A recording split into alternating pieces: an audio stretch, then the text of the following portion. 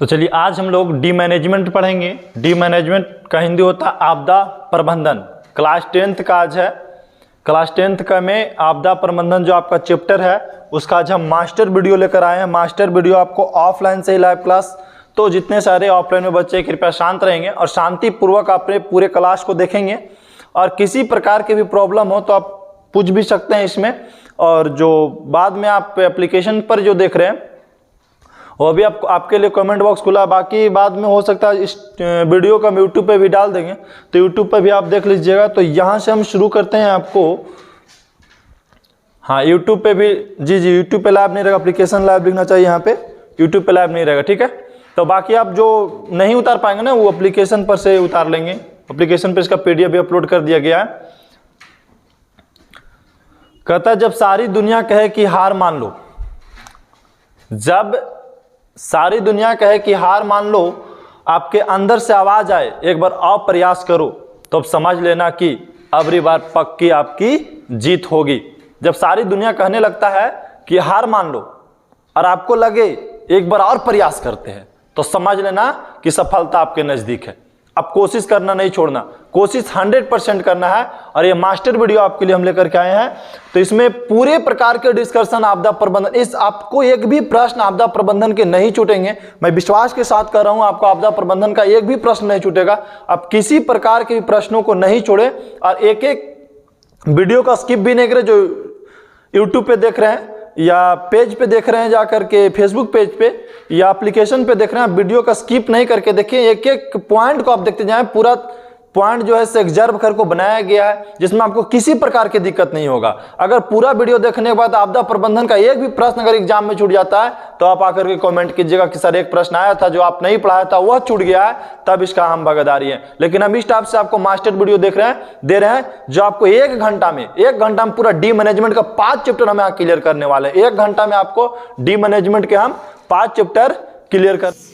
आपदा क्या होता है? सबसे पहले हम आपदा के बारे में जानते हैं कि हम आपदा किसे कहते हैं, यह आपदा क्या होता है। तो देखिए, वैसी अचानक होने वाली विनाशकारी या विध्वंस घटना जिसे जान माल, ठीक है, जान और माल की भारी क्षति होती है, उसे हम आपदा कहते हैं। फिर से देखिए, आपदा हम किसे कहते हैं, यह आपदा क्या होती है। तो वैसे अचानक होने वाली, सोची समझी नहीं, अचानक होने वाली वैसी विनाशकारी और विध्वंस घटना जिससे जान और माल की भारी क्षति होती है तथा इसका प्रभाव लंबे समय तक रहता है, उसे हम क्या कहते हैं, आपदा। हम आपदा किसको कहते हैं? फिर से देखिए कि आपदा हम किसे कहते हैं। आपदा क्या अचानक होती है, और आपदा अचानक आने से विनाशकारी विध्वंस घटना, मतलब अचानक जो आता है आपको विनाशकार करके चला जाएगा, विनाश करके चला जाएगा, विध्वंस करके चला जाएगा। तो ऐसी घटना को हम जो बहुत ज्यादा क्षति पहुंचाती है, किसको, जान माल धन सबकी क्षति पहुंचाती है, उसे हम क्या कहते हैं, आपदा कहते हैं। अब यहाँ पे है आपदा प्रबंध किसे कहते हैं। हम आपदा प्रबंधन चैप्टर पढ़ रहे हैं, तो भाई आपदा, उसके बाद आपदा प्रबंध हम किसे कहते हैं। तो जब आपके साथ अचानक कोई घटना घटती है, आपदा को रोकथाम के लिए किए जाने वाले कार्य या प्रयास जो होता है और क्या कहलाता है, आपदा प्रबंध कहलाता है। जैसे मान लिया जाए आपदा को रोकथाम के लिए, जैसे आपदा आ गया, अचानक कोई घटना आपके जिंदगी में घट गई जिससे बहुत ज्यादा धन जन माल की हानि हो गई, ठीक है, जन और माल की क्षति हो गई। और इस क्षति को हम रोकने का जो प्रयास करते हैं कि भाई ये क्षति को अब कैसे हम रोके, जो हम रोकने के प्रयास करते हैं, रोकने के लिए जो हम कार्य करते हैं, उसे क्या कहते हैं, प्रबंध कहते हैं। भाई आपदा को हम रोक रहे, आपदा क्या, पहले समझिए आपदा किसे कहते हैं, पहले उसको समझिए। आपदा क्या है, वैसे अचानक होने वाली विनाशकारी विध्वंस घटना को हम आपदा कहते हैं जिससे जान और माल की भारी क्षति हो, उसको क्या कहते हैं, आपदा। लेकिन यही चीज को बचाने के लिए जो आप कार्य करते हैं, प्रयास करते हैं, वह क्या कहलाता है, आपदा प्रबंध कहलाता है। आपदा कितने प्रकार की होती है? तो आपदा 2 प्रकार की होती है। आपदा कितने प्रकार की होती है? 2 प्रकार की। पहला है प्राकृतिक आपदा, दूसरा है मानव जनित आपदा। पहला है प्राकृतिक आपदा और मानव जनित आपदा। पूछे बताइए कि आपदा कितने प्रकार की होती है? तो आपदा 2 प्रकार की होती है, एक प्राकृतिक आपदा, एक मानव जनित आपदा। जैसे आपके साथ अचानक जो घटना घटेगी जिससे बहुत ज्यादा जान धन माल की हानि हो जाएगी, ये 2 प्रकार के आपकी जिंदगी में घट सकती है, पहला प्राकृतिक और दूसरा मानव जनित आपदा। अब हम समझेंगे कि प्राकृतिक आपदा क्या होती है। हम प्राकृतिक आपदा किसे कहते हैं? ऐसी आपदा जो प्राकृतिक परिवर्तन के फलस्वरूप आती है, ऐसी आपदा जो प्राकृतिक परिवर्तन के फलस्वरूप आती है, उसे हम प्राकृतिक आपदा कहते हैं। मतलब प्राकृतिक के परिवर्तन से जो घटना घटती है, प्राकृतिक की परिवर्तन से जो घटना आपके साथ जिंदगी में घटती है, वह सब क्या कहलाता है? प्राकृतिक आपदा कहलाता है।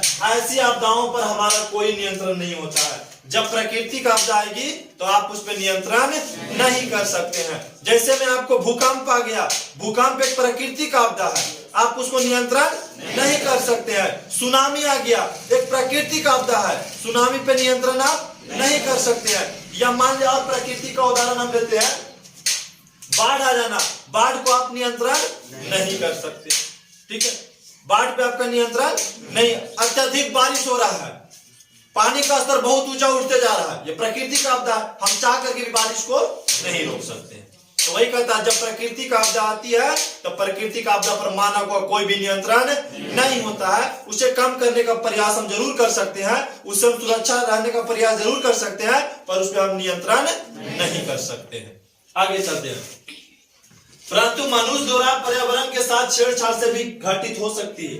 कभी कभी क्या होती है, जो प्राकृतिक आपदा आती है पर्यावरण में, मनुष्य कभी कभार छेड़छाड़ कर देता है, जिसकी वजह से भी यह घटना घट सकती है। जिसे मान लिया जाए, अब हम प्रकृति के साथ छेड़छाड़ कैसे करते हैं? अब मान ली कि जंगल है, अब जंगल के अंदर दूर हम कटाई कर दिए, पूरा जंगल साफ हो गया और पता चला कि अगला साल बारिश से नहीं हुआ, सूखा पड़ गया, यह प्राकृतिक आपदा है। सूखा पड़ना प्राकृतिक आपदा है। अब हम प्रकृति के साथ छेड़छाड़ किए, अब बारिश होवे नहीं किया, ये क्या होगा? प्रकृति का काहे हुआ ये? तो हम मानव थे, उसको छेड़छाड़ कर दिया। हम प्राकृतिक चीज को छेड़छाड़ कभी करेंगे, उससे भी प्राकृतिक आपदा घट सकती है। उतने नहीं, जैसे मान ले कि भूमि है और भूमि पर ऑटोमेटिक हम क्या करें, एक मशीन लाए, ऐसा मशीन जो पूरा नीचे तक खनते चले जाए, हो सकता है उस प्रकार से कोई बड़ा भयानक घटना घट सकती, ये भी हो सकता है। तो हम कभी कभी क्या होता है कि जब प्रकृति के साथ छेड़छाड़ करते हैं तो उससे भी बहुत बड़ा क्या हो सकती है, घटना घट सकती है। तो वही कह रहा है कि प्राकृतिक आपदा जो प्राकृतिक परिवर्तन के फलस्वरूप जो आती है उसको क्या कहते हैं? प्राकृतिक आपदा कहते हैं। यहां से क्वेश्चन क्लियर हुआ? प्राकृतिक आपदा कौन कौन हुआ? भूकंप, बाढ़, सुनामी, ये हम लोग नहीं रहते हैं, ये प्राकृतिक परिवर्तन के फलस्वरूप आता है। प्राकृतिक में तो आप परिवर्तन देखने को मिलता है, तो भूकंप, बाढ़, सुनामी आती है। आगे चलते हैं, प्राकृतिक आपदा कितने प्रकार की होती है? तो हम बात करते हैं कि प्राकृतिक आपदा जो होता है वो कई प्रकार के होते हैं, मुख्य रूप से 2 प्रकार की होती है। प्राकृतिक आपदा मुख्य रूप से कितना प्रकार के? 2 प्रकार। एक होता है अपवर्तक प्राकृतिक आपदा, आवर्तक प्राकृतिक आपदा, दूसरा होता है अनावर्तक प्राकृतिक आपदा। आवर्तक प्राकृतिक आपदा और दूसरा होता है अनावर्तक प्राकृतिक आपदा। अब हम समझते हैं कि आवर्तक प्राकृतिक आपदा हम किसे कहते हैं। इनमें से वैसी प्राकृतिक आपदाएं आती है जिसकी पुनरावृत्ति हो सकती है, पुनरावृत्ति हो सकती है। जो आपदा को पुनरावृत्ति हो सकती है वैसी आपदा को हम क्या कहते हैं? आवर्तक प्राकृतिक आपदा। आवर्तक प्राकृतिक आपदा जैसे भूकंप, सुनामी, चक्रवात, ये सब किसमें है? हाँ, मतलब पुनरावृत्ति को समझते हैं, दोबारा झटका महसूस करते हैं। भूकंप आया और सोचा भी खत्म हो गया, तुरंत 2 सेकंड के फिर दूसरा भूकंप आ गया, मतलब दोबारा ये घटना लौट सकती है। जैसे मान लीजिए सुनामी, सोचे कि आप सुनामी ना, अभी तो सुनामी आई क्या, फिर तुरंत चल आएगा और पता चला 2 सेकंड भी नहीं हुआ, सुनामी फिर से आ गया, तो पुनरावृत्ति हो रही है। हो सकता है कि आप तो चक्रवात, अभी तो आंधी तूफान आया था, अब खत्म हो गया, तुरंत कल आएगा, ये हो सकता है कि कल आ जाए। तो जिसका पुनरावृत्ति हो सकती है वैसी प्राकृतिक आपदा जिसका पुनरावृत्ति हो सकती है, दोबारा आने का संभावना नहीं टल सकता है, उसको हम क्या कहते हैं? आवर्तक प्राकृतिक आपदा। आवर्तक प्राकृतिक आपदा कहते हैं। अरे बस हमें जैसे मान ले जाए, अब हम बोलते हैं कि अनावर्तक, तो भाई उसको पुनरावृत्ति नहीं हो सकती। पुनरावृत्ति पर तुरंत नहीं आ सकती, मतलब पुनरावृत्ति तुरंत नहीं हो सकती। जैसे मान ले सूखा पड़ा, अब थोड़ा नहीं कि आज सूखा पड़ा तो तुरंत सूखा फिर पड़ सकता है, ऐसा तो है नहीं, पुनरावृत्ति तो होगा नहीं, अब तो साल भर के बाद ही आने वाला है। या मान ले जाए कि आप देख रहे हैं कि बाढ़ आया, तो बाढ़ अभी आया फिर तो तुरंत में बाढ़ नहीं आने वाला, क्योंकि बारिश होगा तब ना बाढ़ आएगा। अब बारिश होने नहीं क्या, बाढ़ खत्म हो गया, अब बारिश होगा तब बाढ़ आएगा, बारिश होने नहीं तो बाढ़ कहां से आएगा? तो बाढ़ को पुनरावृत्ति नहीं कह सकते हम, होता है बाढ़ में पुनरावृत्ति, तो अनावर्तक है। और यहाँ पे देखिए भूकंप के सेकंडों ने लगेगा, अभी आया तुरंत भूकंप, झटका महसूस हुआ, सोचे कि टल गया मामला, हो सकता है दूसरा सेकंड तुरंत झटका फिर दे दे, हो सकता है तीसरा सेकंड फिर दे, लगातार दे, ये भी सकता है लगातार 2 दिन 4 दिन ऐसे भी हो सकता है। ये इतना दिन होता नहीं है, लेकिन एक बता रहे हैं कि ऐसा हो सकता है, मतलब कुछ कहा नहीं जा सकता है। तो प्राकृतिक आपदा 2 प्रकार की होती है, एक होती है आवर्तक प्राकृतिक आपदा, वैसी आपदाएं जिसको पुनरावृत्ति हो सकती है, जैसे में हो गया भूकंप, सुनामी, चक्रवात। ऑब्जेक्टिव के लिए याद रखेंगे कि भूकंप जो इसे आवर्तक प्राकृतिक आपदा है कि अनावर्तक प्राकृतिक आपदा है, तो किसमें आएगा? भूकंप आवर्तक प्राकृतिक आपदा में, सुनामी आवर्तक प्राकृतिक आपदा में, चक्रवात आवर्तक प्राकृतिक आपदा में। मतलब ये सब ऐसी आपदा है जिसका पुनरावृत्ति हो सकती है, और बाढ़ सूखा ऐसी आपदा प्राकृतिक आपदा है जिसको पुनरावृत्ति नहीं हो सकती। यहाँ तक क्लियर हो तो आगे बढ़े। आप समझते हैं मानव जनित आपदा किसे कहते हैं? हम बताए थे कि आपदा 2 प्रकार के होते हैं, एक प्राकृतिक आपदा और एक मानव जनित आपदा। हम प्राकृतिक आपदा में पढ़ चुके हैं, अब क्या पढ़ेंगे हम? मानव जनित आपदा। अब ऐसी आपदा जो मानव निर्मित साधनों या मानवीय क्रियाकलापों के कारण घटित होता है, मतलब ऐसी आपदा जिसका निर्माण मानव के काम से, मानव के क्रियाकलाप से होता है, वैसी आपदा जो मानव के निर्मित संसाधन के कारण होती है, उसको हम क्या कहते हैं? जैसे मान ले हम कोई काम कर रहे हैं और उससे अगर कोई घटना घट जाता है, हमारा काम से अगर किसी को घटना घट जाता है, तो कौन सा घटना कहलाएगा, कौन सी आपदा कहलाएगा?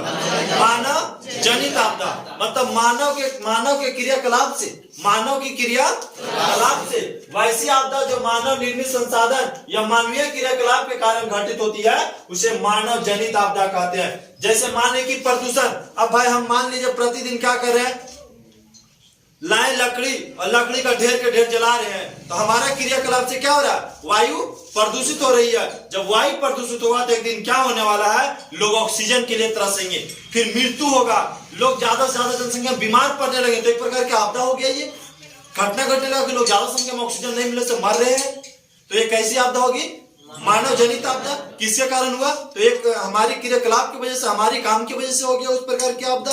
फिर हम दूसरा हम देखते हैं आतंकवाद। जैसे मान ली 10-20 को आदमी काम करते हैं और जिसको एक बम के थ्रू एक स्टेशन को उड़ा दिए, एक बस स्टैंड को उड़ा दिए, तो आतंकवाद किस में आता है? आतंकवाद से भी लोग के घटना घटने का डर रहता है, तो आतंकवाद किस में आता है? मानव जनित आपदा में। जहरीली गैस, मान ली कि जहरीली गैस कहीं छूट गया, रिएक्शन हो गया, हम अपना काम करें प्रैक्टिकल रूम में और जहरीली गैस रिएक्ट क्या हो गया? रिसाव हो गया, बाहर निकल गया, अब उससे कई प्रकार के पंछी, जानवर, मनुष्य मरना शुरू हो गए, आपदा आ गया एक प्रकार की। और इस आपदा को हम क्या कहते हैं? मानव जनित आपदा।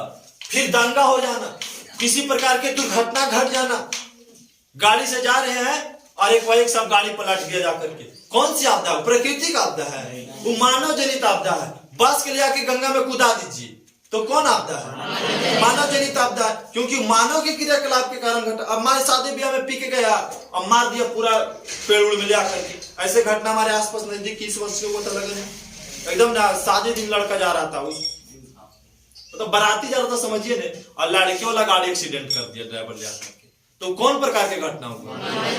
मानव जनित आपदा। मतलब सब चीज हो गया कंप्लीटेड उसका, खाली बस उस दिन ब्याह होना बाकी, और उसी दिन इस प्रकार की घटना घट गई, तो वो कौन प्रकार की आपदा हुआ? मानव जनित आपदा हुआ। अब मान लीजिए कि कोई दंगा कर दिया भाई, इलेक्शन के टाइम आ गया और 2-4 गो पार्टी मिल करके और अपने में दंगा फैला दिया, तो ये क्या होगा? मानव जनित आपदा होगा। मानव जनित आपदा क्लियर हुआ? अब देखिए, मानव शरीर में आग लगने से जलने की स्थिति में जले हुए स्थान पर क्या प्राथमिक उपचार करनी चाहिए? जब मान लिया जाए कि मानव है, हमारे शरीर के किसी भाग जल गया आग से, ठीक है, ये किसी चीज से क्या हुआ, जल गया, तो हमारा प्राथमिक उपचार क्या करना चाहिए? उस पर ठंडा पानी डालना चाहिए। अगर दुर्घटना घट गया, किसी कारण बस आग लग गया घर में, गैस सिलेंडर मान लीजिए कि फट गया, जिसके कारण पूरा शरीर ना एकदम झुला गया पत्ती से, गैस से, तो आप क्या कीजिएगा? सबसे पहले तुरंत उस पर ठंडा पानी डालिए, तुरंत उस पर ठंडा पानी, जैसे हाथ जल जाने कभी, तो सबसे पहले क्या कीजिए? ठंडा पानी में हाथ को डालिए। इससे क्या होगा?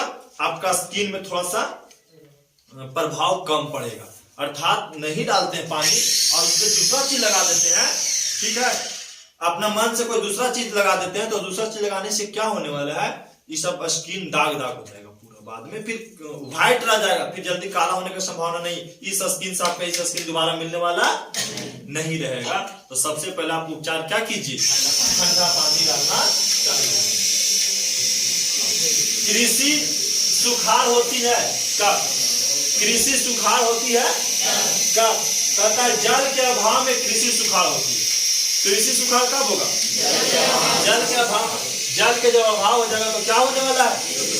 कृषि का सुखाड़ होने वाला होता है। अगला क्वेश्चन यहाँ पे है कि भूपटल के नीचे का वह स्थान जहाँ भूकंप का जन्म होता है उसे क्या कहते हैं?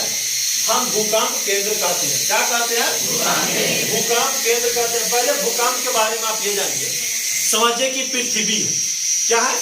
पृथ्वी है, और पृथ्वी में आपको ये समझाते हैं,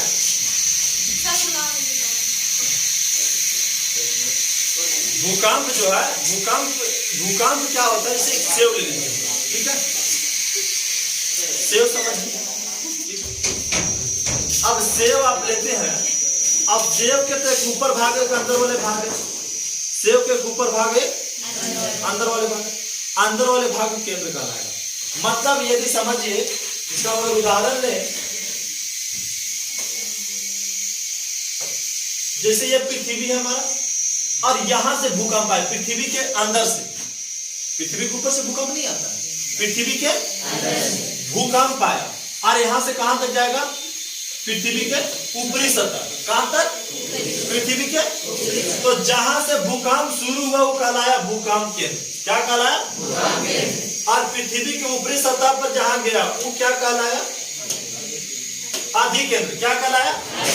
आदि केंद्र। दोनों चीज समझ लेना, आदि केंद्र और भूकंप। कहता है कि भूपटल के नीचे वह स्थान जहां भूकंप का जन्म होता है, जहां भूकंप का जन्म होता है उसे क्या कहते हैं? भूकंप केंद्र कहते हैं। और वहां से पृथ्वी की ऊपरी सतह पर जहां भूकंप महसूस करते हैं, जैसे मान लीजिए हम ऊपरी सतह पर है, हम नीचे तो ना भूकंप को महसूस कर लेंगे, पृथ्वी के कौन सी सतह पर? ऊपरी सतह पर करेंगे। तो जहां पर हमको भूकंप महसूस होता है वो क्या कहलाता है? आदि केंद्र। जहां पे आप भूकंप को पृथ्वी के ऊपरी सतह पर महसूस करेंगे वह क्षेत्र क्या कहलाता है? आदि क्षेत्र, आदि केंद्र कहलाता है। अब नदियों में बाढ़ आने का प्रमुख कारण क्या है? आखिर नदी में बाढ़ आने का प्रमुख कारण क्या होता है? नदी का तली में अवसाद का जमा होता है। नदी में बाढ़ कहा जाता है? बाढ़ आने का प्रमुख कारण क्या है? तो नदी का जो तल होता है, किनारा में अवसाद जम जाते हैं। अवसाद का जमा होने के कारण नदी में बाढ़ आ जाती है। बाढ़ आने का और कई कारण है, मतलब क्षमता से ज्यादा वर्षा हो जाना, उसके कारण भी बाढ़ आ सकता है। पानी के ऑटोमेटिक आप रोक दें, किसी वजह से रुक गया, किसी वजह से उसके कारण भी बाढ़ आ सकती है। तो बाढ़ के कई रीजन हो जाते हैं। बाढ़ के समय लोगों को कैसे स्थान पर जाना चाहिए? जब बाढ़ आता है तो लोगों को कहां जाना चाहिए? ऊंचे स्थान पर चल जाना चाहिए। जब बाढ़ आएगा तो लोगों के कौन से स्थान पे जाना चाहिए? ऊंचे स्थानों पे जाना चाहिए। सुनामी किस प्रकार, अच्छा सुनामी किस स्थान पर आती है? सुनामी हमेशा कहां आती है? समुद्र में आती है, समुद्र में। अच्छा इस सुनामी होता क्या है ये समझना है। तो भूकंप जो होता है दो जगह पे हो सकती है, पृथ्वी पे और होती है समुद्र में। तो यदि समुद्र के अंदर भूकंप आएगा तो भूकंप आएगा तो पन्ने को उठा के एकदम ऊपर पलट देगा, ठीक है, ऊपर फेंकेगा, तो क्या कहलाएगा? सुनामी करेगा। मतलब समुद्र, सुनामी तो कंफर्म जाता है कि समुद्र में करता है, सुनामी कहाँ आता है? लेकिन ये सुनामी आता कैसे है? तो समुद्र में भूकंप होने के कारण, समुद्र में भूकंप होने के कारण क्या आता है? सुनामी। सुनामी कहाँ आता है? समुद्र में। सुनामी कहाँ आता है? समुद्र में। सुनामी आता कैसे है? समुद्र में भूकंप होने के कारण क्या आता है? सुनामी आता है। आप जानते होंगे 26 दिसंबर 2004 को, 26 दिसंबर 2004 को विश्व के किस हिस्से में बहुत बड़ा भयंकर सुनामी आया था? तो बंगाल की खाड़ी में। 26 दिसंबर 2004 याद रखिएगा, 26 दिसंबर 2004 को सबसे बड़ा भयानक सुनामी आई थी बंगाल की खाड़ी में। कहाँ आया था? बंगाल की खाड़ी में। महासागर की तल पर होने वाली भूकंप किस नाम से जानी जाती है? हाँ, मतलब महासागर के तल पर जो भूकंप होते उसको क्या कहते हैं? सुनामी कहते हैं। फिर कहता है संचार का सबसे लोकप्रिय साधन क्या है? हाँ, टेलीफोन, मोबाइल। मतलब संचार का सबसे लोकप्रिय साधन अभी बन गया मोबाइल। पहले मोबाइल नहीं था, ठीक है।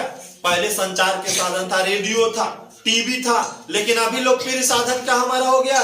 मोबाइल हो गया। हर चीज मोबाइल से आदमी कर लेता है, हर चीज टेलीफोन से कर लेता है। आप न्यूज चैनल, हर चीज दूसरा से जगह से इंफॉर्मेशन ले सकते हैं, बात करते हैं, हर चीज कर सकते हैं। तो सबसे लोकप्रिय रेडियो रहा, टीवी रहा, उससे भी कई गुना ज्यादा क्या हो गया? मोबाइल हो गया। सुनामी का प्रमुख कारण क्या है? अभी बताया ऊपर में कि समुद्रों में भूकंप का आने के कारण क्या होता है? सुनामी आती है। अब क्या होता है? मलबे में दबे हुए लोगों को पता लगाने के लिए किस यंत्र का हम मदद ले सकते हैं? जैसे मान लीजिए कोई दुर्घटना घट जाता है और कोई आदमी नीचे दब जाता है, तो आप पता लगाइएगा नहीं कि आदमी और में है अभी की नहीं है। तो कौन सा मशीन से आप पता लगाइएगा? Infrared camera. इंफ्रारेड कैमरा से आप पता लगाए कि मलबे में दबे हुए कौन कौन चीज है, ठीक है। मलबे में दबे हुए लोगों को पता लगाने के लिए कौन सा मशीन का उपयोग करेंगे? इंफ्रारेड कैमरा का प्रयोग करेंगे। Infrared camera. इंफ्रारेड कैमरा का उपयोग कहाँ होता है? मलबे से दबे लोगों को पता लगाने के लिए। ये बिल्डिंग ऑटोमेटिक गिरेगा जहाँ पे बहुत सारे लोग रहेंगे, तो यहाँ पे कितना आदमी निकला, कितना आदमी भी नहीं निकला, ये सब पता लगाने के लिए किसका उपयोग किया जाता है? इंफ्रारेड कैमरा को पता, इंफ्रारेड कैमरा की मदद से पता की जाती है। फिर नदियों में बाढ़ आने की प्रमुख कारण क्या है? अवसाद को जमना। ये तो ऊपर भी पढ़ चुके। अवसाद को जमना, वर्षा के अधिक हो जाना, जल की अधिकता हो जाना, नदी के तल में अवसाद को जमना, ये सब के वजह से क्या होती है? नदी में बाढ़ आ जाती है। मान ली कि क्षमता है नदी के 1 लीटर 2 लीटर चाहे क्या आ गया 10 लीटर पानी, तो क्या कीजिएगा? एक ही बार बाढ़ आ गया एक प्रकार की। अब मान ली कि क्षमता है, आप देख रहे 10 फीट पानी जाने का एरिया है, अब पानी आ गया कि बार 30 फीट एरिया का, तब कहाँ क्या कहलाएगा? बाढ़ कहलाएगा। मतलब जल अधिक हो जाना, नदी के तल में अवसाद जम जाना, वर्षा अधिक हो जाना, जिसके वजह से क्या होती है? बाढ़ आती है। बाढ़ से सबसे अधिक हानि होती है किसको? हम लोग के, कृषि और पशुओं के। बाढ़ आएगा तो सबसे ज्यादा हानि किसको होने वाला है? लोगों को होने वाला हानि। बाढ़ आएगा तो किसको? अब उत्तरी बिहार चल जाइए, उत्तरी बिहार के कभी दृश्य जाके देखिएगा तो क्या नजर आएगा कि बहुत सारे लोग के अपना घर उजड़ गया, बहुत सारे लोग दह करके पानी में चल गया, किसी के भाई तो बहन, किसी के पिता माता, इस प्रकार से दह करके भी चले जाते हैं, कोई कोई होते हैं बाढ़ में। तो जब जहां बाढ़ आती है तो सबसे ज्यादा लोगों को नुकसान होता है, कृषि के भी नुकसान होता है और पशुओं को नुकसान होता है। पंछियों का नुकसान नहीं होता है क्योंकि पंछी ऊपर ऊपर उड़ के दूसरा जगह चल जाती है। मनुष्य उड़ नहीं सकता है, पशु उड़ नहीं सकती है, खेती हम लोग ले जा नहीं सकते हैं, तो कृषि के कारण नुकसान हो जाएंगे, आम लोगों के भी नुकसान हो जाएंगे और पशुओं को भी हानि पहुंचती है। भूकंप से प्रभावित क्षेत्रों में भवनों की आकृति कैसी होनी चाहिए? भवन की आकृति, ठीक है। भवन की आकृति कैसी होनी चाहिए? आयताकार होना चाहिए। जहां भूकंप आता है वहां पे घर कैसा बनाइए? बहुमंजिला घर नहीं बनाइए, आयताकार घर बनाइए या वर्गाकार घर बनाइए। समझ गए? मतलब ज्यादातर लंबाई और चौड़ाई के ज्यादा ऊंचा नहीं बनाना, 6-8 फीट हर दिशा से ऊंचा घर बनाइए। ज्यादा ऊंचा बनाइएगा तो तुरंत भूकंप आएगा, एक झटका में क्या होगा? इधर से इधर गिर जाएगा। भूकंप आती है ना तो बिल्डिंग को पूरा हिला देता है। एक बार तो भूकंप आए दूसरा बिल्डिंग की इधर से इधर कर देगा पूरे एक तरीका से, हल्का सा भी हिलने के बाद। तो वही कह रहा है कि भूकंप वाले क्षेत्र में आप भवन के निर्माण कैसे करेंगे? आयताकार करेंगे, कंक्रीट से करेंगे। कंक्रीट समझते हैं? पिलर वाले आप घर बनाएंगे और कंक्रीट का उपयोग उसमें ज्यादा करेंगे, ठीक है, पत्थरों का उपयोग ज्यादा करेंगे उसमें। इस प्रकार से घर बनाइए भूकंप रोधी क्षेत्र में। जहां भूकंप बार बार आती है वहां 10-10 तल्ला 20-20 तल्ला घर बनाने की जरूरत नहीं, क्योंकि बनाइएगा चाहे आप जितना मजबूत बना दीजिए, गिरना 100% तय है। और गिरेगा से गिरवे करेगा, नुकसान होगा, वहां रहने वाले लोग भी मरेंगे, आसपास जाने वाले लोग मरेंगे, वहां पे जितने पशु होंगे ये सब मर जाएंगे। इसलिए आप पहले सतर्क हो जाइए। उस क्षेत्रों में आप क्या कीजिएगा, आयताकार वर्गाकार कंक्रीट से इस प्रकार के घर बनाइए। भूकंप केंद्र के ऊपरी पृथ्वी पर स्थित केंद्र को हम क्या कहते हैं, अधिक केंद्र कहते हैं। ऊपर भी हम लोग समझ चुके हैं। भारत में अत्यंत विनाशकारी भूकंप कब आया था, 1934 में। 1934 का भूकंप आज तक भी लोगों को याद है कि भारत में अत्यंत विनाशकारी भूकंप कब आया था, 1934 में। आपदा प्रबंधन में सार्वजनिक उपयोग में लाए जाने वाले संचार के साधन क्या है, उपग्रह फोन। अगर आपदा प्रबंधन में सार्वजनिक उपयोग लाए जाने वाले संचार कौन होते हैं, उपग्रह फोन। भूकंप का मापन किस यंत्र से होता है, सिस्मोग्राफ। हाँ, भूकंप आएगा तो किससे नापाता है, सिस्मोग्राफ से कि कितना झटका महसूस हुआ यहाँ पर। ये कौन सी यंत्र से आप नापिएगा, सिस्मोग्राफ से नापिएगा कि कितना 4.2 आया, 7 पॉइंट आया कि 0 पॉइंट कुछ आया, कितना भूकंप के झटका महसूस हुआ कौन सा क्षेत्रों में, इसकी जानकारी कौन सा यंत्र लगाती है, सिस्मोग्राफ की मदद से आप क्या पता लगा पाएंगे कि कौन सा क्षेत्रों में कितना भूकंप आया था। भूकंप मापन का पैमाना क्या है, रिक्टर स्केल। भूकंप जो पैमाना मापाता है किस स्केल पर, रिक्टर स्केल पे मापाता है। और भूकंप मापने वाला यंत्र कौन है, सिस्मोग्राफ। भारत को कितने भूकंपीय पेटी में बांटा गया है, 5। अलग अलग देशों में अलग अलग प्रकार से बांटा गया, लेकिन भारत की हम बात करते हैं, भारत की चर्चा करते हैं तो भारत के कितने भूकंपीय पेटी में बांटा गया है, 5 भूकंपीय पेटी में बांटा गया है। आपातकालीन फोन नंबर क्या होता है, तो पुलिस आपातकाल के जब मान ली कि बहुत बड़ा दुर्घटना घट गया, चाहे वो प्राकृतिक तरीका से या मानव जनित आपदा घट गया, तो सबसे पहले आप फोन सेवा क्या लगाएंगे, पुलिस के लिए 100 नंबर पर डायल करेंगे, ठीक है। पुलिस के लिए 100 नंबर पे। अग्निशामक आग लग गया तो 101 नंबर। मान ली कि कोई आदमी के किसी कारण दुर्घटना घट गया तो एम्बुलेंस के लिए 102 नंबर। 102 नंबर से एम्बुलेंस आएगा, 100 नंबर से पुलिस आएगा और 101 नंबर से अग्निशामक आएगा। जैसे आग लग जाएगा तो 101 नंबर पर तुरंत कॉल करेंगे। कोई आदमी के मान ली कि दुर्घटना घट गई तो एम्बुलेंस को बुलाना है तो 102 नंबर पे कॉल करेंगे। फिर पुलिस सेवा करना है तो 100 नंबर, लेकिन 100 नंबर पर जल्दी फोन नहीं लगेगा। 101 नंबर पर भी फोन बहुत कम लगता है, 102 नंबर पर भी फोन कम लगता है। भारत में सबसे ज्यादा फास्टैग है तो पिज्जा की डिलीवरी फास्टैग हो सकता है, पर 100 और 101 और 102 के सेवा तुरंत नहीं मिल सकता है। कीजिए अभी 100 नंबर की हमको यहाँ पर दुर्घटना करके पुलिस को बुलाना डाली जा रहा है, काहे लावेगा नहीं आने वाला, ठीक है। कोई आदमी मर रहा है एकदम अति से, एम्बुलेंस बुला के फोन कीजिए 102 और आ जाएगा, जो नहीं आ पाएगा। अब कीजिए आग लग गया 101 आते पता चला नहीं कि काल हो जाएगा और पहुंचते आज आग लगा तो सब आदमी गाँव के बुझा के बैठे है, तू आएगा गाँव के आदमी के मन गुस्सा है ना, ओरा बुझावे लगेगा घर बुझाला के बाद। इस प्रकार के घटना होता है, लेकिन अब धीरे धीरे सुधार रहा स्थिति। अब थोड़ा सा डिजिटल जब हुआ तो फोन जल्दी लगता है। भारत में सबसे बड़ा सुखाड़ किस वर्ष आया था, 1962 में सबसे ज्यादा बड़ा सुखाड़ आया था, ठीक है। जिसके कारण इसके बाद ही हरित क्रांति का पेश किया गया था। हम आगे चलते हैं। किस देश का बाढ़ का देश कहा जाता है, बांग्लादेश। किस देश को बाढ़ का देश कहते हैं, बांग्लादेश जो है क्या है, बाढ़ का देश है। अगस्त 2008 में नेपाल के किस स्थान पर कोसी बांध टूट जाने के कारण उत्तरी बिहार में भयंकर बाढ़ आई थी।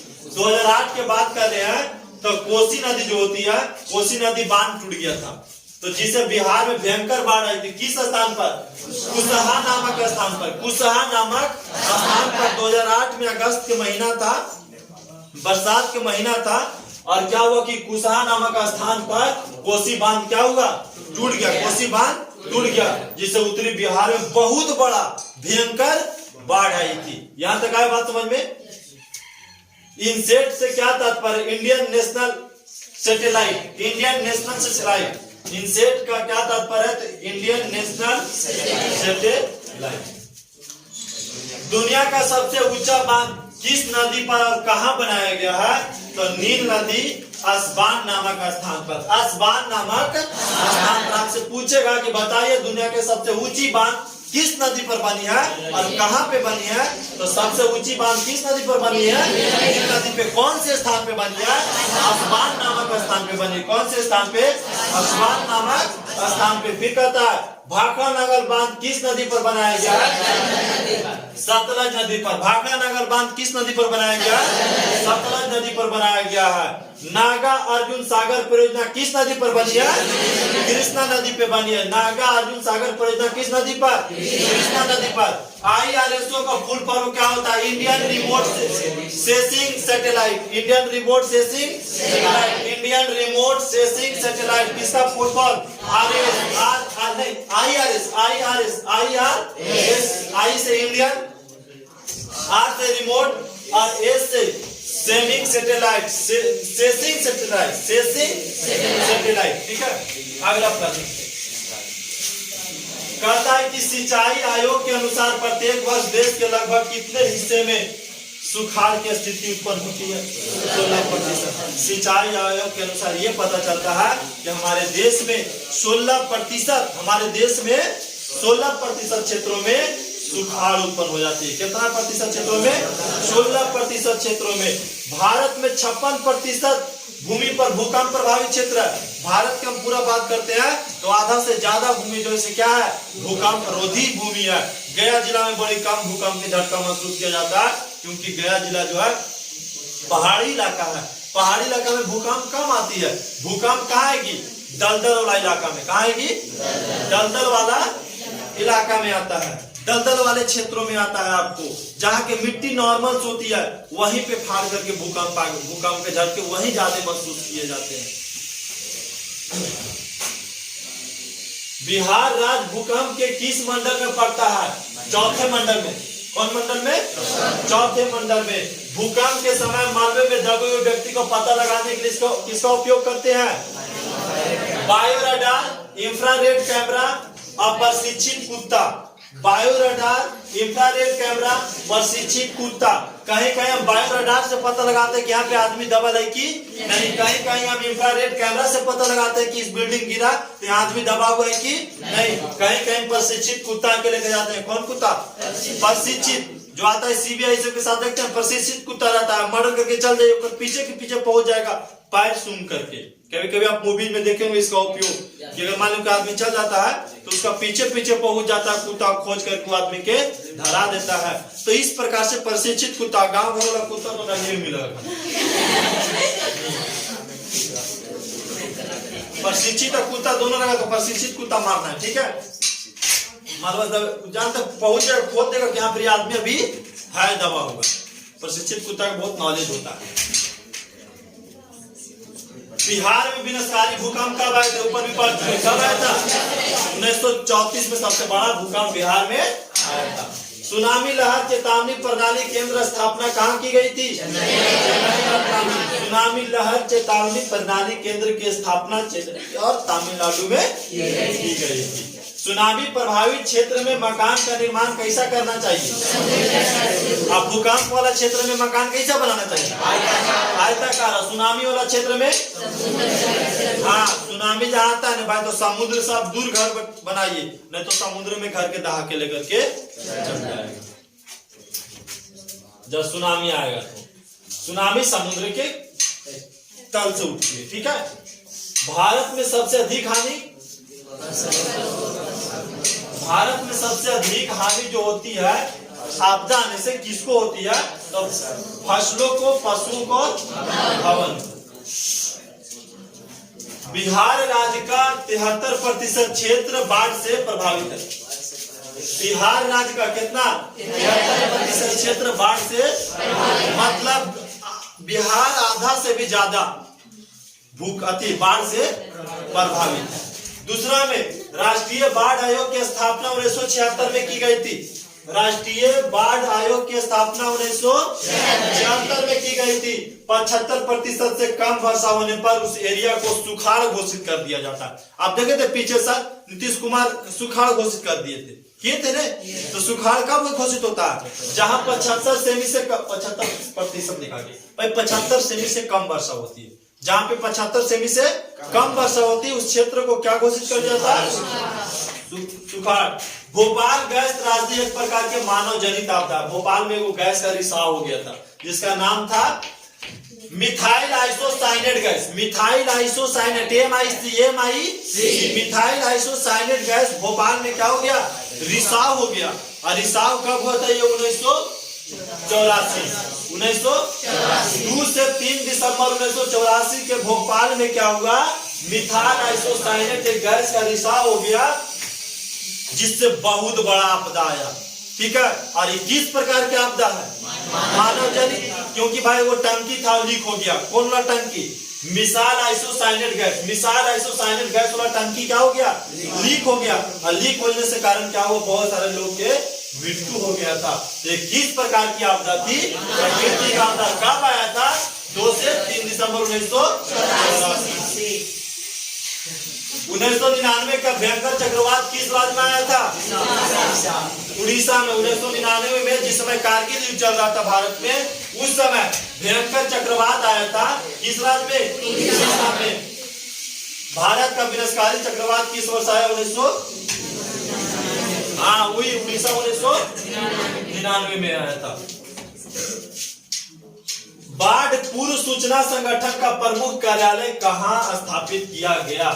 पटना में जो है बाढ़ पूर्व सूचना संगठन, मतलब बाढ़ आने से पहले सूचना को संगठन करना, लोग के जागरूक करना, इसका जो कार्यालय कहाँ बनाया गया?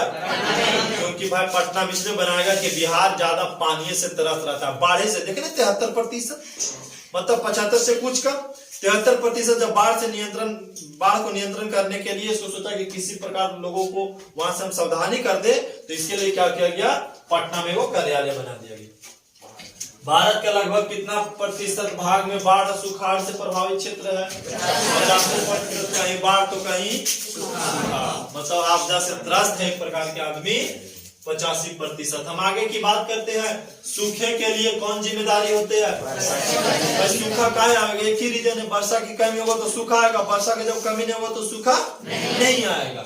अब सन 2001 में हम बात करते हैं गुजरात की, तो गुजरात में बहुत बड़ा भयंकर भूकंप आया था। गुजरात में सबसे बड़ा भयंकर भूकंप कब आया?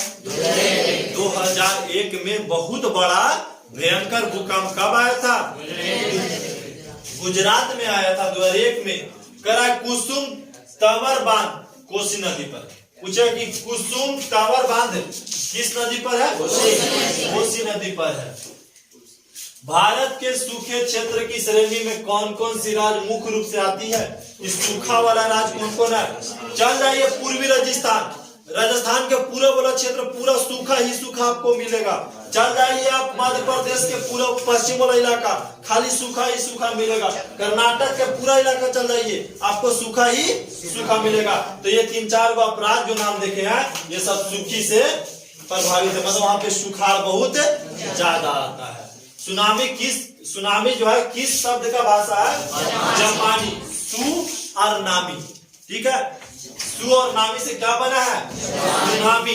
सु और नामी से सुनामी। और सुनामी कहाँ के शब्द है? जापानी। जैसे बोलते हैं कि राम अति, जैसे हम और कोई शब्द को उपयोग करते हैं आपदा, तो आपदा हिंदी का शब्द है। ठीक है, आपदा हिंदी का शब्द है।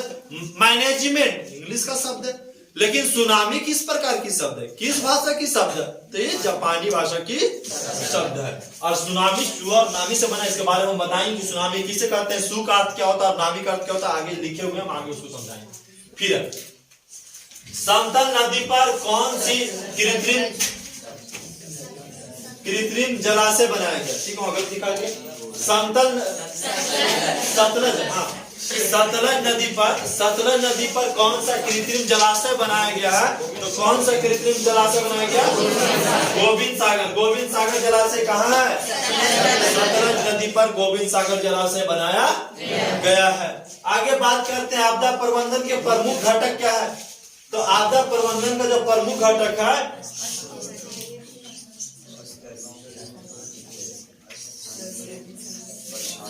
देखिए जब आपदा आता है तो हम लोग को क्या करना चाहिए, सबसे पहले स्थानीय प्रशासन को अपनी पूरा जिम्मेदारी निभाना चाहिए कि भाई आपदा से कैसे लोगों को हम बचा सके। फिर स्वयं सेवी संगठन जितना समाज की सेवा करने वाले लोग हैं उनको आकर के बचाना चाहिए। फिर गांव के लोग और मोहल्ले के लोग के आगे आना चाहिए और सबको क्या करना चाहिए, आपदा से बचाना चाहिए। आपदा के समय कौन सी समस्या संचार में बाधा हो जाती है? मोबाइल टावर और ट्रांसमिशन टावर का।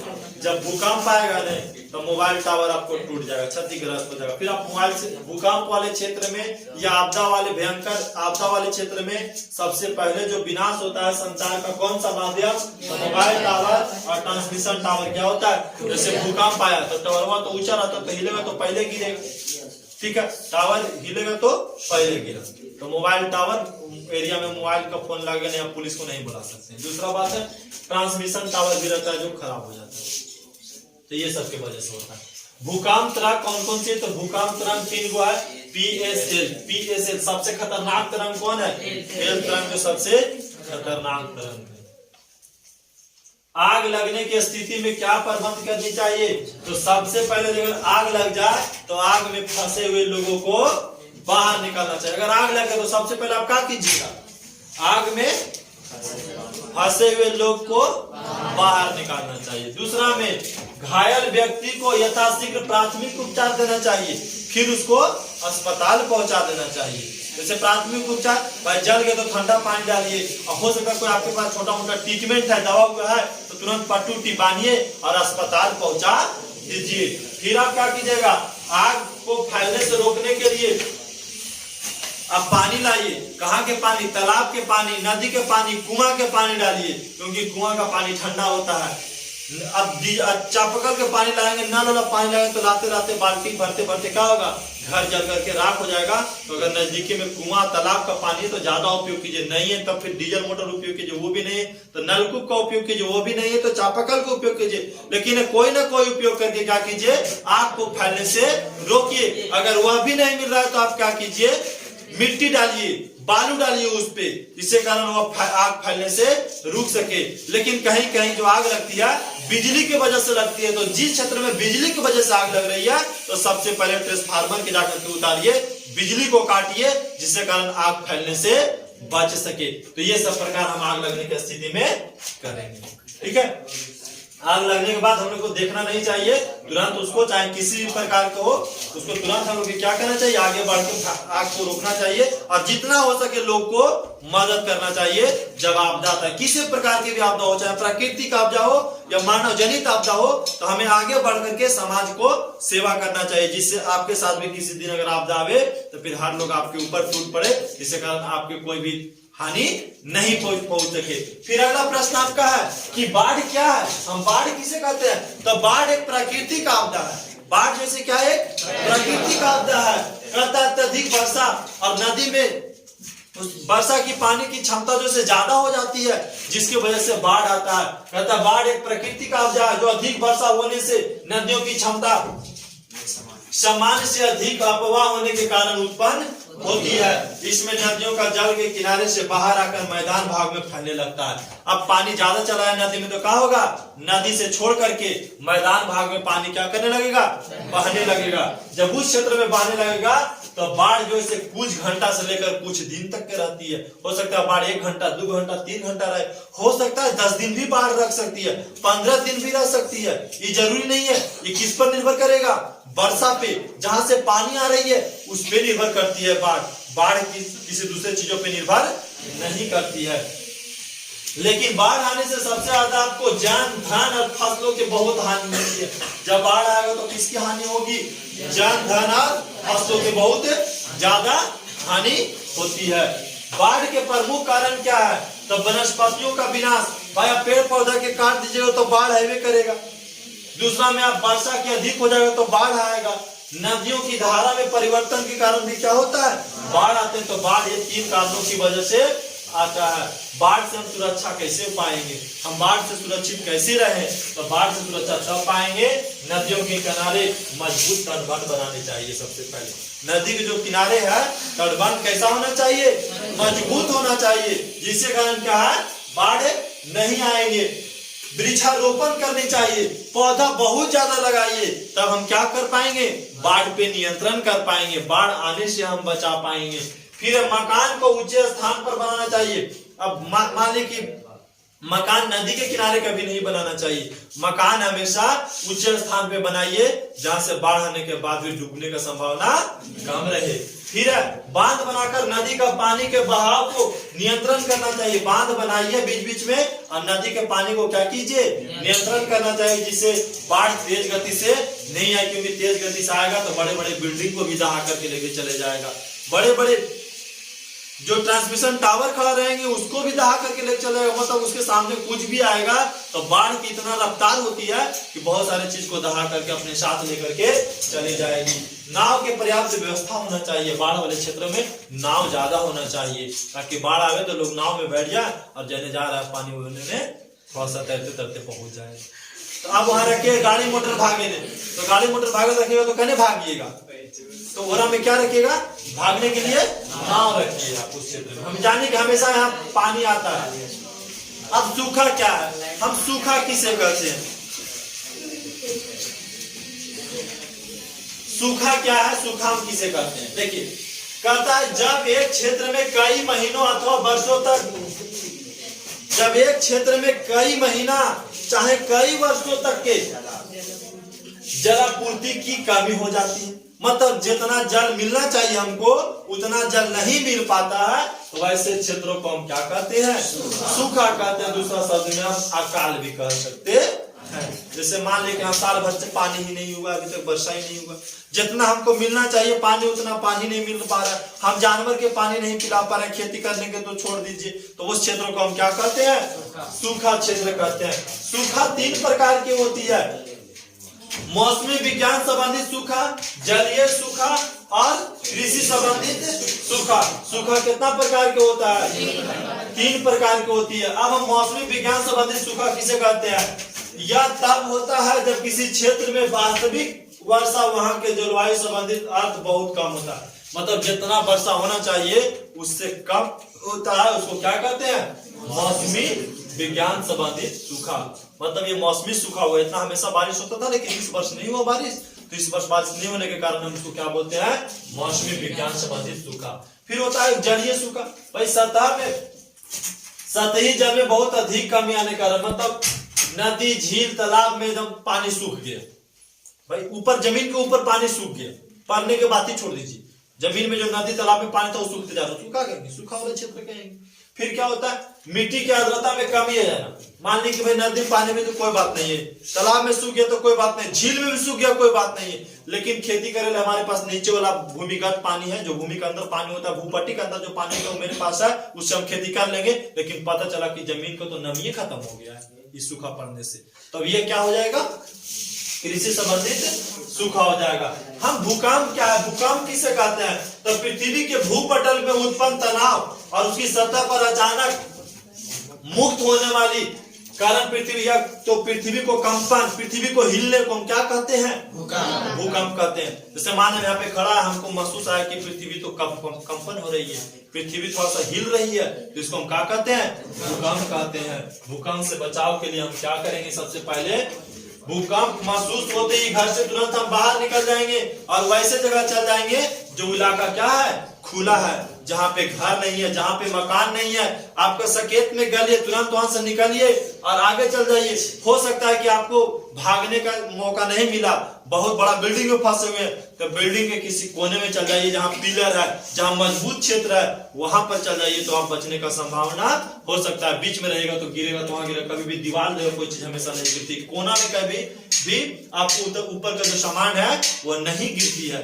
आपके पास 2 उपाय है भूकंप के समय, अगर आपको मौका दे दिया बाई चांस भूकंप के झटका महसूस हुआ, तो तुरंत पहले कहा जाइए खुले स्थान में जाइए, क्योंकि भूकंप देखिए आता कैसे है, भूकंप आने का जो तरीका होता है, यहां से जैसे भूकंप यहाँ होता है तो ऐसे ऐसे भूकंप आगे बढ़ते चली जाती है, और ऐसे ऐसे बढ़ते जाएगा, जितना दूर चल जाएगा क्षेत्र उतना आपको कम झटके महसूस होंगे, ठीक है, उतना कम। जैसे यहाँ पर भूकंप का केंद्र हो गया, अधिक केंद्र हो गया, ये भूकंप का क्या हो गया, अधिक केंद्र हो, जहाँ पे हम खड़ा है तो यहाँ भूकंप आया तो वहां तक के जो भूकंप का एरिया धीरे धीरे क्या हो जाएगा, कमते चला जाएगा। पानी कभी भी तालाब में क्या होता है, घेरा कभी फेंकिए, गंगरा डूब के फेंकिए तो जहाँ फेंकेगा तो बुलबुला निकलता है और धीरे धीरे बुलबुला क्या होता है, बड़ा होकर के खत्म हो जाता है। तो सबसे ज्यादा बुलबुला को कहाँ देखने को मिलता है, जहाँ छोटा रहता है। जैसे तो धीरे धीरे खत्म हो जाता है वैसे वैसे भूकंप के झटके भी दूर जाने के बाद क्या हो जाते हैं, खत्म हो जाते हैं। अधिक केंद्र पर भूकंप का झटका ज्यादा महसूस किया जाता है और जहां पर भूकंप आती है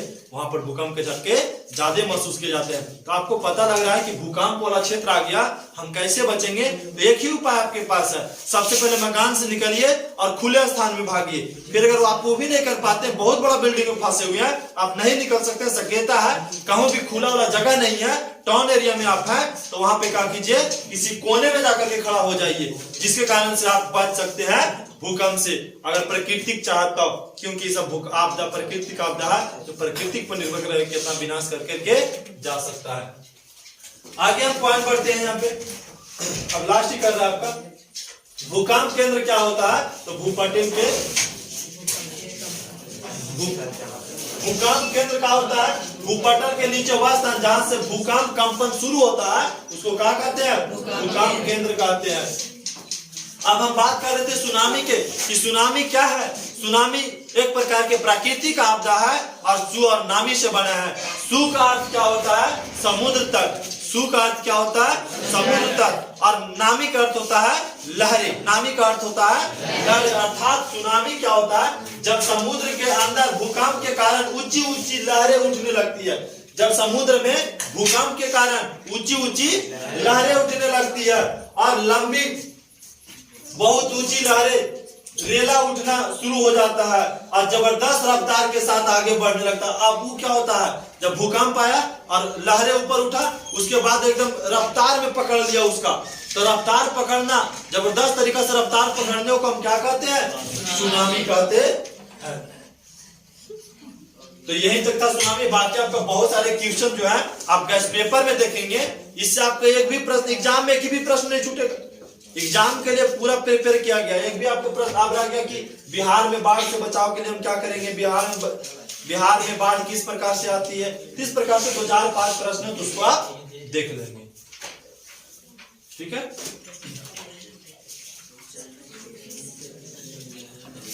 जी इतना ही था। अगर आप पूरा ये वीडियो देख लिए ना पूरा आराम से, तो आप इससे ज्यादा एग्जाम में नहीं